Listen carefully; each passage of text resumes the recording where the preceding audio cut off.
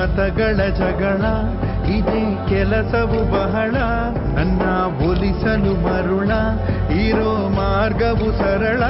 ನನ್ನ ಸೇರಲು ದಾರಿಯು ನೂರು, ಅದಕ್ಕೆ ತಗೆಯಿತ ಕರಾರು.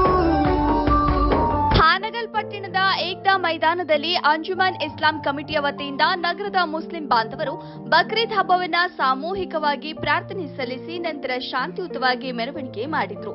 ವರದಿ ಮಯೂರ್ ರಾಯ್ಕರ್, ಹಾನಗಲ್, ಶ್ರೀ ಟಿವಿ ನ್ಯೂಸ್.